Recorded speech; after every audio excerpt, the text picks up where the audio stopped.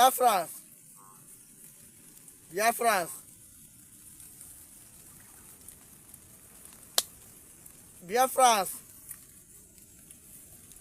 I'm a johere, like a le, a hangweze, Mbo Halile. Good morning, good afternoon, good evening. No matter your location and your base. We watch the time 28th of September 2025. Afam Kawakwa, Biafra must go. Biafra must go. Wakwa Afam. Ama agwa Aharanweze, ndị Biafra silile all over the world. Ọbọbụla ndị Biafra silile nụcha. Ma mba ụwa niile. Ama eji ohere n'ala agbasara unu ozi. M nwetere na ha na-eme arọ ndị zọl obiletiti ala mmanụ ha si naanị uniform na-eme ebe ha na-ebubo agụ Asari Dokubo men na-eme ebe na arọ ndị zọl mana obiletiti mana ala mmanụ ma abụ ọ bụ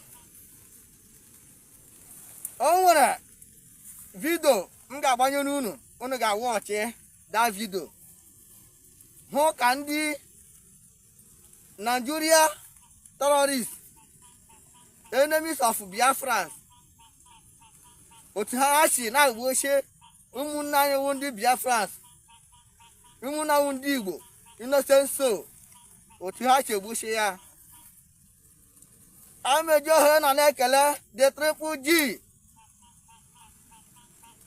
the Chief of Armed Forces in Biafraland, Bamansa, dịka m ga-agbanye unu vidio a unu ga-awọchị ya mba niile ga-awọchị vidio a wee hụ otu ụmụnna isi anwụchi ya laka people kpọrọ onwe hụ Nigeria Zoo, Nigeria terrorists, ndị ebubo agụ Asari Dokubo men, ndị arọ ndị zọgụ plantịrị n'ime hụ kpọbatara n'ime hụ ha na-abịa egbuchi ụmụnne iwu ndị Biafra innocent soul. Ọnwụ onye ma akpọrọ unu onye a na-akpọ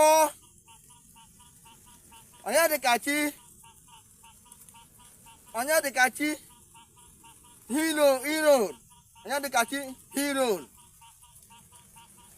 nwata onye ka eji Two-Face dibịa wee mara nwa dibịa nọ na arọ ndị zọg onye arọ ndị zọg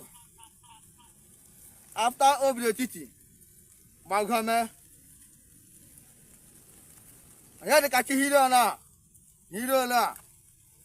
ndị nọ na ndị a fụnanị herdsmen a uniform nọ n'obiletiti ha na ndị Asari Dokubo men gburu nwatakịrị nwokorobịa onye dibịa ọ na-arụ onwe ya ọrụ dibịa ọrụ ha Biafra Liberation Army dibịa ọ na-agwọrọ ha ọgwụ Asari Dokubo men egbuo ya n'ime ọhịa ha buru ibu gbachọọ ndị ke ahụri ozu ka a na-agwa unu ka m egosi unu ndị a ha gara ga-egbukwe gaa na ala mmanụ abụọ ga-egbukwe onye na-akpọ Ifeanyị Okoro onye ala mmanụ abụọ ha egbukwere n'ime ọhịa otu ha si egbochi ya ụmụnne anyị ha malitekwala ihe ndị Asari Dokubo men and the Fulani uniform nọ na White House Ihube nọ emekwe ndị amalitekwere ebe obodo etiti ala mmanụ abụọ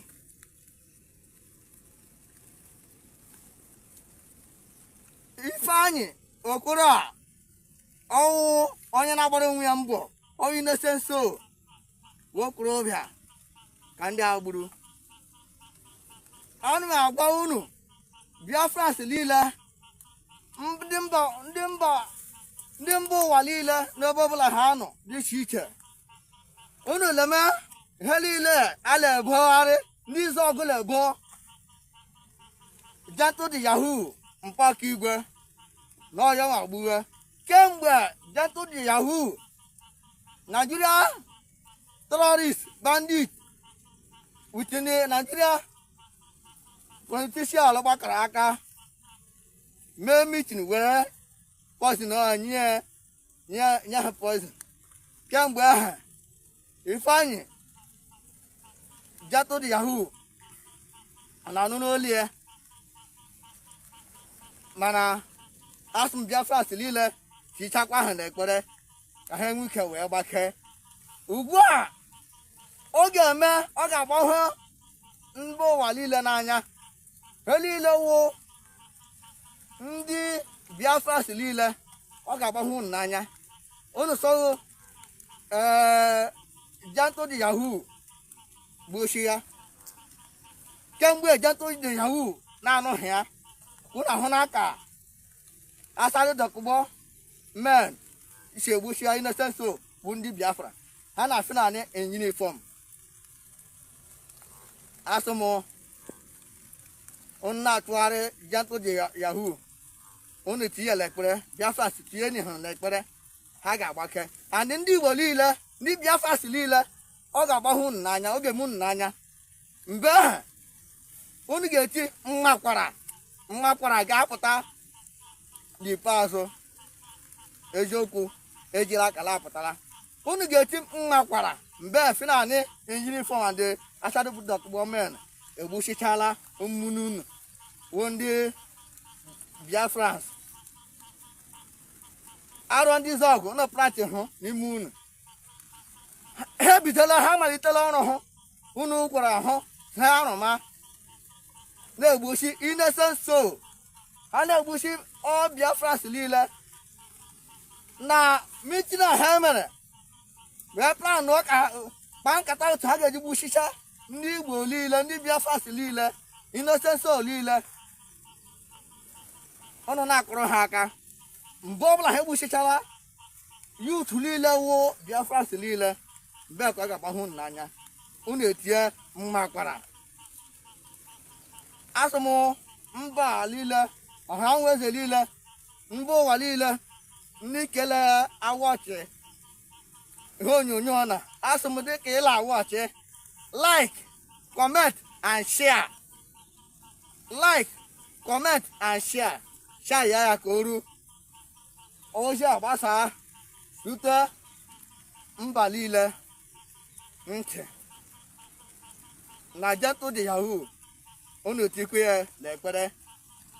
Jantụ dị yahoo asụmụ Biafra unu tikwe ahụ n'ekpere ka ha enwe iko ya rekọva wee nwetacha onwe ha. Ameji ọha ya na-ala ekelekwa the Chief of Armed Forces in Biafraland, the Triple G Pamansa eji na mgbasa ozi a ka mma gbasara mba ụwa niile n'ebe ọbụla ha nọ na ka unu ghọta ndị niile na-emebise akụ ndị niile wụ ala dị mma nọ na akụ kọmuniti nọ n'ala Biafra. Ọnụ ma akpọchi mmadụ abụọ na mmagodi planụ anụ mee mitin na Akwa Ibom. Mitin niile ọ na-eme na Akwa Ibom wụ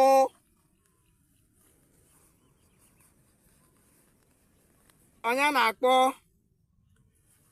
na-akpọ onye dịkachi egwu ọnwụ ka eji aka Elias eji ahụ ọnụ wee mara. Eji ahụ ọnụ yala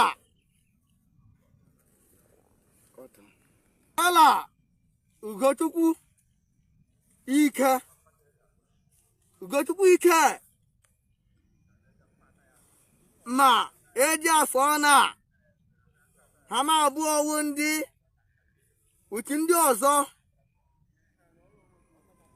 la plan na-eme mitin niile dị iche iche otu a ga-echi wee kpọbata Nigeria Fulani terrorists and Asari Dokubo boys wee ebubo agụ ịkpọbata ha n'ime akụ ibubata ha n'ime akụ.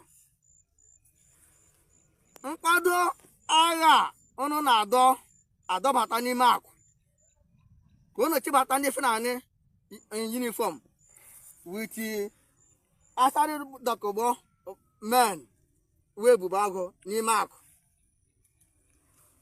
Ọgụ a ga-esikwa ike na ha awụkwa ọgụ gentle na ha ewe ọgụ akụ community with the whole Biafra soldiers niile ka a na-akwado. Ndị akụ eji ahụ ọnụ na-achọ ịrapta ndị akụ ka m gwa unu anụcha ebe niile dị iche iche the whole Biafra niile Biafra Liberation Army niile anjụrụ oju bara ebe niile onwe ihe na-ahụ ahụ. Ugochukwu ike imene planụ imene mitin gị na Akwa Ibom otu iche bubata Fulani uniform n'ime akụ witi gị na-eji ahụ ọnụ onye dịkachi egwu ọnwụ aka eji afọ ọnụ unu mere mitin na Akwa Ibom mee mitin na Owerri mee mitin na Ọkigwe mekwe mitin na Aba. Anyị hụchawo anyị nụ ọdịwo Biafra places niile. Gee ntị ndị akụ onye dịkacha egwu ọnwụ a yala Ugochukwu ike planụ lere ụlọ niile nọ n'akụ gbakanyecha ya ọkụ. Ụlọ niile nọ n'akụ ha gbakanyechara ya ọkụ. Ha planụ ọkụ ha nwa with ndị Fulani uniform with Asari Dokubo boys bịa gbuchia inososo niile ndị niile ha gburu n'ime akụ. Ugbu a na ha planụ kwala ibubatakwa Fulani uniform with Asari Dokubo men n'ime akụ ka ha bịa nye ha base n'ime akụ. Anyị na-ahụ he ka ugbu a na ka m gwakwawo na nke a karịkwala ọgụ gentle kewuz ọgụ Biafra Liberation Army versus akụ community eji ahụ ọnụ na-ebughata ndị nwe wụọ na gaa ntị ka m gwagwa unu asị ọkpara ntị ike obere ji ike lafọ nnụnụ. ndị akwadola gwa unu so unu tụrụ ahụ 2 million unu provide ahụ 20 million ka ha were bubata unu Fulani bịa mebisa ụlọ mkpụrụ ole ka efe afọ n'ime akụ gbachapụko ya ọkụ gbucha ndị ka ha na-egbuche ka wụkwa ọgụ gentle ka ụwa ọgụ gentle. Ndị akụ unu akpọla unu kwesịrị ime kpee ekpere jụọ Chukwu oke abịa ma ogogo ndị na-ahụsi ike nwụrụ onwe mgbake gentle dị yahoo unu na ya eme peace talk unu na ya anọ mitin wee kpebie so otu akụ ga-eji mee akụ adị na mma achụpụ ndị Fulani uniform a batala akụ chụpụ Asari Dokubo batala akụ gentle dị yahoo ọnwụ onye ọnwụ ju ana mmiri nne afọ ọ ga-eme unu understand because ọfati award mama ụmụnne ndị Biafra ndị so biko na anyị na-ayọ unu ka unu bido zawara anyị afa ndị azaba afa ndị emebiri donation is ongoing. O nwere ndị achọghị ka ha bata na grupu ọbụla ma ndị achọghị ka a mara onye ha biko nna ayọ ka unu mere anyị donation. Also this particular payment na anyị nọkwa na level of village by village structure nke anyị akwuola wee ma agree that village niile ga-agbagharịa chọrọ anyị 2 million naira. 10 village niile nọ n'akụ ha gbagharịa chọrọ anyị 2 million each ka anyị jiri raise 20 million in the next 2 weeks. Anyị ji aba akụ, anyị baga akụ unu mgbe anyị ebido baa akụ unu ga-ahụ ihe ga-eme. Ọwụghị egwuregwu ndị akụ anyị ma na ije ashiri ike ọya mekwara na anyị ji wee tinye onwe anyị onye m ndị yutu niile rụbụ ndị akụ tiri onwe ha si ihe ọbụla ga-eme ya ihe ahụ ga-eme tomorrow ya mewe today. Biko na anyị na-ayọ unu anyị achọghị ịdị stranded n'ije a, anyị achọghị akakata alawa azụ, anyị achọkwa n'oke mitin n'ije a. Ije awụ ihe anyị chọrọ a na-ekwu a na-eme ọhịa anyị chọrọ n'ije a. Afọ anyị na-arịọ sọpọtụ unu village structure biko anyị na-asị ka agbapụ ya ọsọ. Anyị need to 2 million from each of these village from now to 2 weeks time. Biko na anyị na-ayọ unu gbapụ na ya ọsọ. All the village admin niile biko nụ anyị na-aka gbasaa n'ozi a to group niile unu anụwo ndị admin ya gbasaa n'ozi a ka o ruo onye ọbụla ntị ka anyị bido natawa ego a ka anyị bido mepụtawa ihe. Onwebe ego anyị nwere, onwebe nitere anyị mere. Anyị chọrọ iteki steepụ ga-eshi eke ụwa niile bikos akụ ataala afụfụ, akụ anọọla na mba ụwa, akụ agbala n'ịntanetị in a negative way. So anyị chọrọ ime ihe ọla anyị ga-eme ka anyị reshape akụ. Breaking news. Soludo's private terrorist organization on alive 4 innocent Igbo traders in main market Onitsha. Here are the news in details. Wonderful people of Biafra, lovers of freedom all over the world, you are welcome once again to Biafra Unite channel /television this very moment. Today's date is 9th of September 2025 and I have breaking information for every one of you listening to my voice right now from wherever you are all over the world. Biafrans and lovers of freedom, I want you to pay very good attention to this very news because it's very, very important. I can assure you, my people. Soludo has unalived 4 innocent Igbo traders in Onitsha. Today, 9th of September 2025, I have a video for you. Everything that I'm going to read here and whatever that I will say moving forward, I have a video to prove it, to show you exactly what happened today in Onitsha main market. And I'll be playing that very video after I'm done reading the article from Punch newspaper Nigeria. There is a reason why I will have to read this from a Zoom media platform before playing the authentic video for you. I'll tell you the reason as we proceed. Now, according to their title, they said here, Anambra Task Force allegedly shoot an unalive 4 in Onitsha market. There is nothing like allegedly here because I have a video to prove it. I have the video. And as a matter of fact, the video is already flying all over the social media as we speak. Now, you can see the date, 9th September 2025. This is a breaking news. Let us read in full details. There was pandemonium near the ever-busy axis of Emekofo Plaza or Onitsha main market on Tuesday, which is today, when operatives of the Operation Clean and Healthy Anambra Brigade, otherwise known as Ocha Brigade, this is a different organization, a different terror group on its own, not Agone Chamber, not Udogache, not AVG, not Ndiakodo. This one is called Ocha Brigade. I'm not sure if any of you is aware of this. Soludo is busy arming criminals to go after innocent citizens. Are you aware that there's another armed group called Ocha Brigade? and they are armed. Soludo, anyway, let's continue. They say allegedly open fire. Like as I said before, there is nothing like allegedly there. I have the video which I'll be playing moving forward. Now, open fire, leaving no fewer than 4 people, including a pregnant woman, dead. Including Nwanyi Dime, Eburu Nwanyi Dime today. This is a clarion call. It is a wake-up call that anybody in Onitsha, this is an opportunity for every individual living in Onitsha to end the menace and terrorism of Soludo in Anambra State. This is an opportunity. You cannot sweep this under the carpet.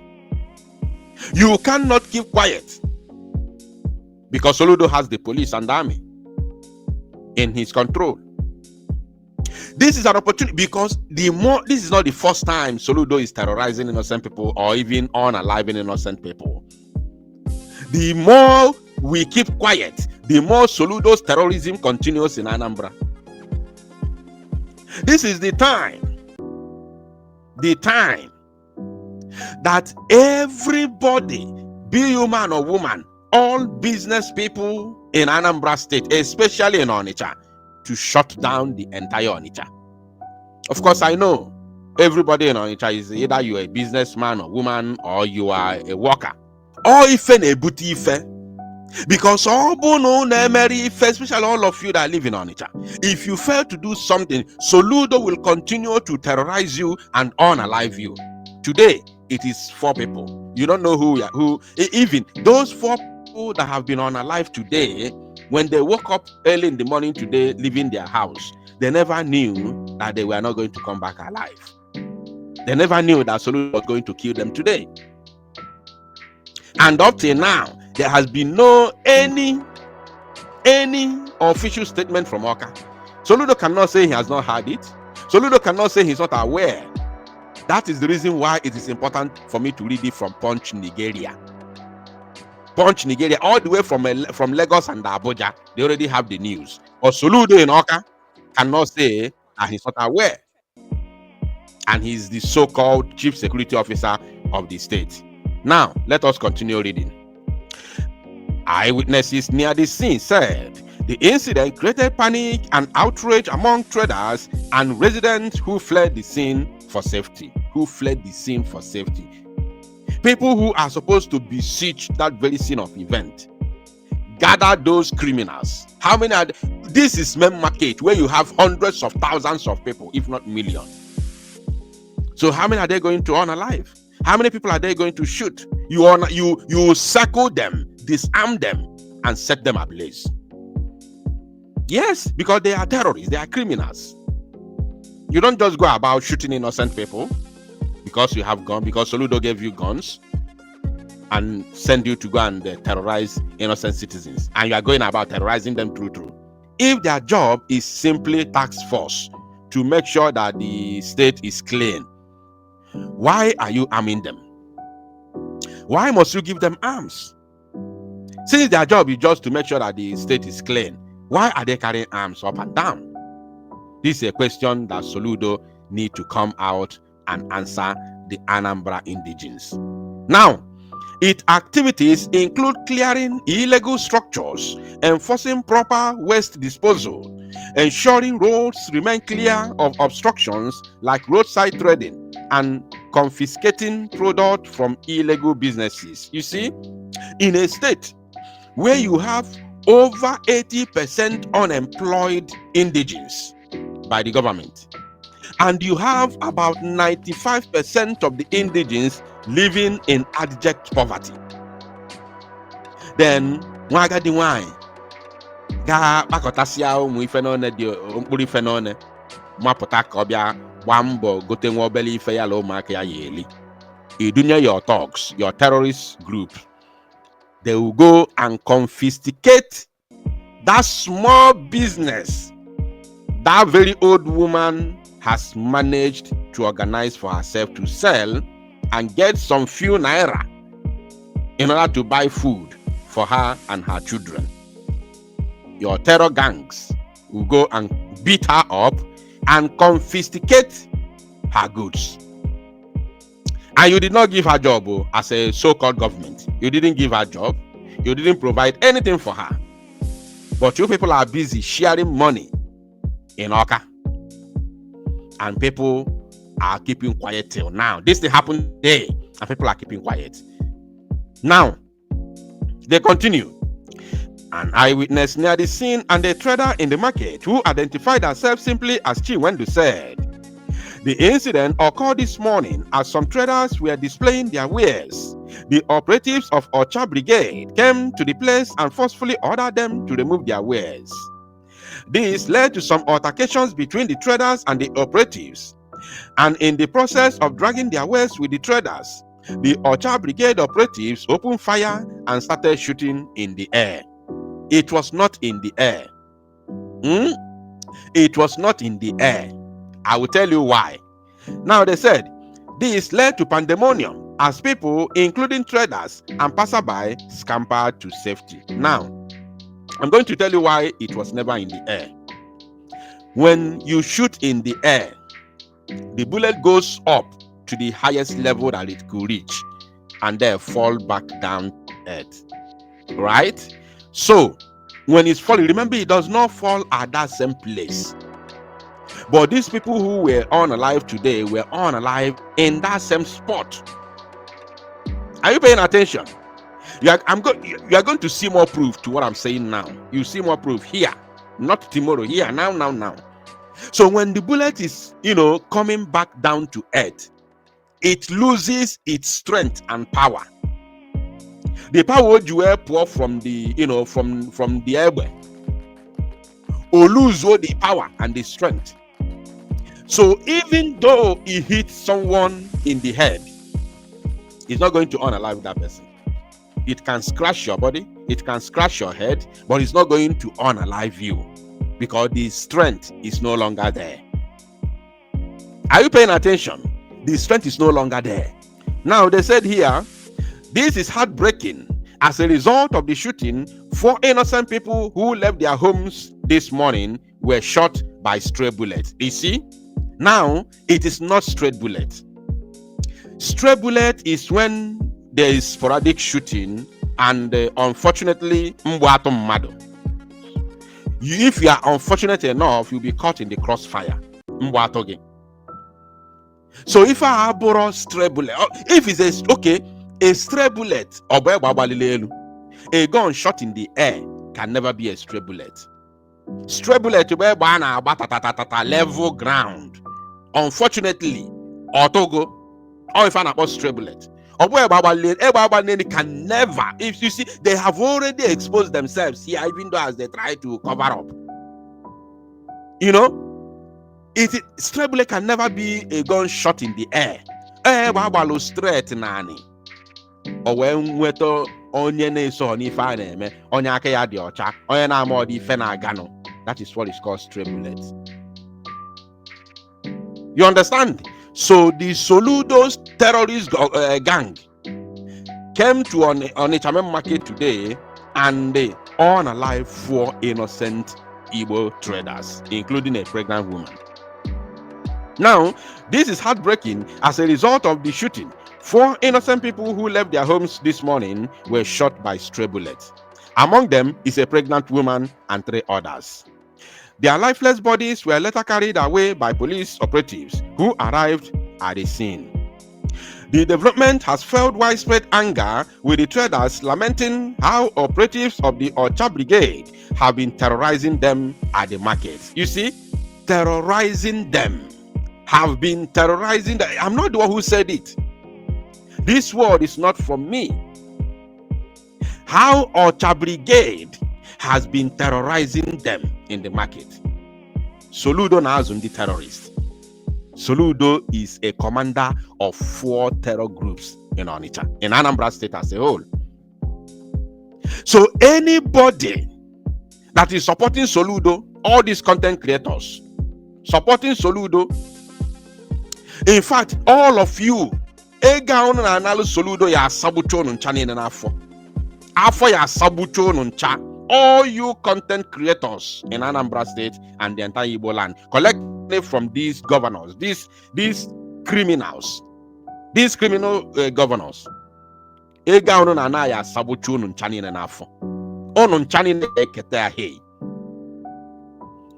You see, in fact, our people should be boycotting whatever these useless content creators are doing on social media.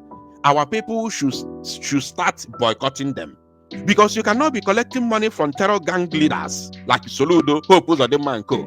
And then you see that they are unaliving innocent citizens, and you are still supporting them on social media. Shame on all of you. Afọ sabuku onu nchanine. Ego no na alu Soludo ya tokwa unu afọ. Unu na-eli ego ọbara because ị chọrọ ịnọ ọfụma. Ị chọrọ ịnọrọ ọfụma. Somebody na-arụ anị na-akpa arụ, ị na-asọpọt ya na social media. Arụ sokwa unu nchanine. Ndị Igbo kwesịrị boycott any of these content creators na-alụ ego n'aka Soludo pụta na-eto ya na social media. Boycott them all. They are all evil. All ha na-egbuchachi ndị be anyị fa. Terrorist group bunyefe egbe abịa na-agbagbuchi ụmụazị Igbo na-emere onwe ha business ya. You a terrorist.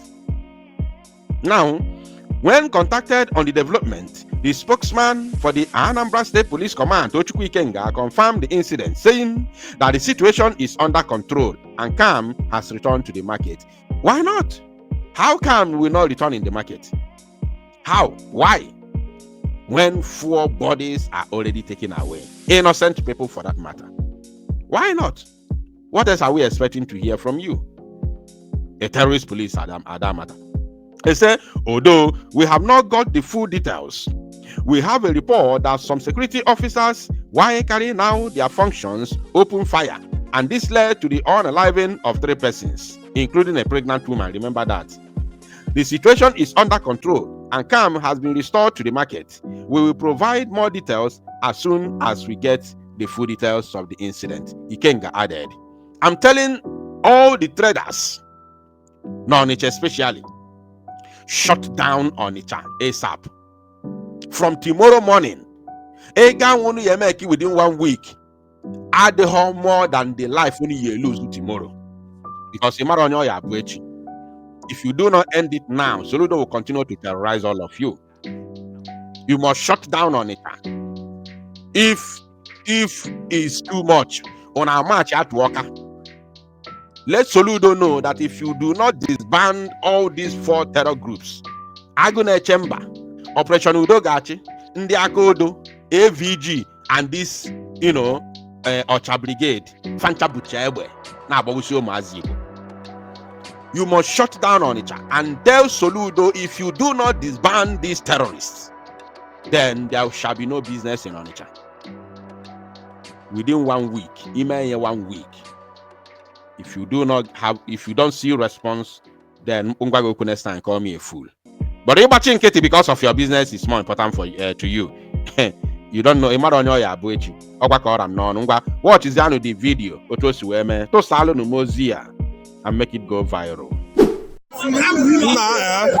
Mmadụ atụkwa na Ọnịcha ahụ na Anambra steeti ahụ. Mmadụ atụkwa na-atọ n'ụwa nke mmadụ pụta ibe na Anambra ahụ. Kedu ibe anyị fụrụ Soludo n'ọchịchị ya? Kedu ibe anyị fụrụ Soludo n'ebe a? Otu ọnụnọ ka agbagbu mmadụ ịtọ na ebe mmadụ eti Ọnịcha. Mmadụ ịtọ ma ndị mmadụ na-akụ. Otu nke a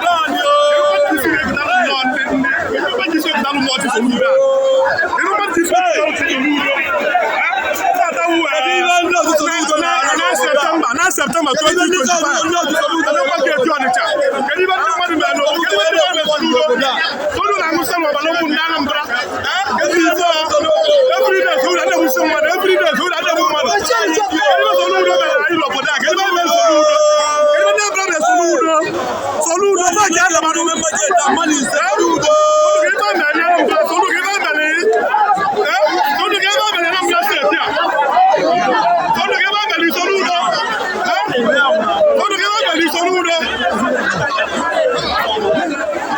ọbara na ọbara ya na ọbara ụmụ mmadụ ka ọ dị ka ọbara efu n'ọbara ụmụ mmadụ ka ọ dị ka ọbara efu Asoludo na-achị anyị n'ọbara ụmụ mmadụ ka ọ dị ka ọbara efu Asoludo na-achị anyị Asoludo na-achị anyị fake prọfesọ n'ọbara ụmụ mmadụ na ụtụ a